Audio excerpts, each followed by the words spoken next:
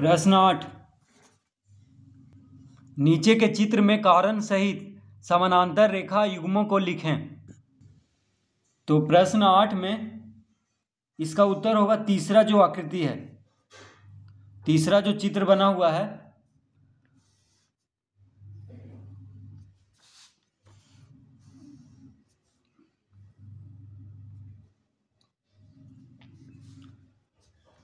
तो यहाँ पे ABCD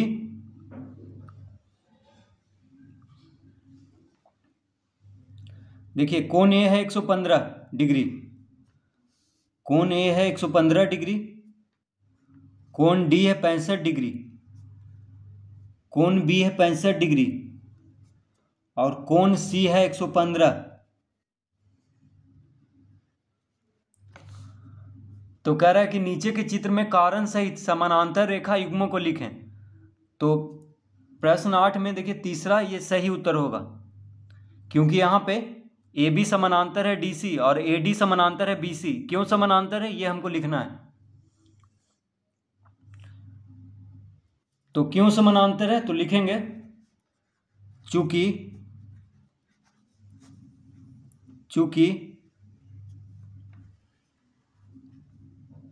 115 डिग्री जोड़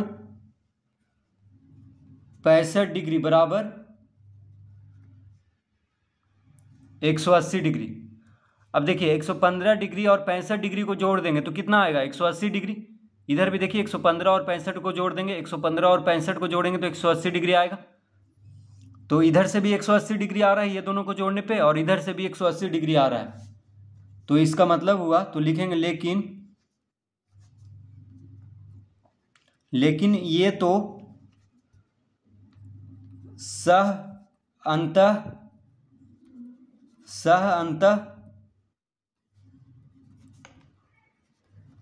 कोण है। तो देखिए जब 65 और 115 डिग्री को जोड़ने पे कितना आ रहा है 180 डिग्री। तो ये सह अंत कोण है, क्योंकि सह अंत कोण का जोड़ कितना होता है 180 डिग्री। इसका मतलब क्या हो गया AD समानांतर है BC, क्योंकि 65 और 115 जोड़ने पे कितना आ रहा है 180 डिग्री। तो सह अंत कोण का जोड़ होता है 180 डिग्री। तो इसका मतलब हो गया कि AD और BC समानांतर है। उसी तरह 65 और 115 को जोड़ेंगे इधर से तो भी 180 डिग्री आ रहा है। तो इसका मतलब हो गया कि AB और DC भी समानांतर है। तो लिखेंगे अतः AB समानांतर DC और AD समानांतर BC।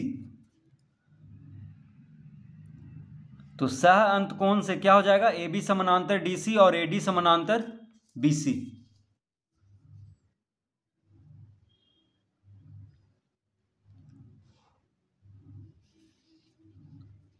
तो कह रहा था कि नीचे के चित्र में कारण सहित समानांतर रेखा युग्मों को लिखें। तो कारण क्या है समानांतर होने का, क्योंकि दोनों कोण को जोड़ने पे 180 डिग्री आ रहा है जो कि सह अंत कोण है। इसका मतलब हो गया कि AB समानांतर है DC और AD समानांतर है BC। तो यही कारण लिख देना है और इसका उत्तर होगा तीसरा ये वाला चित्र।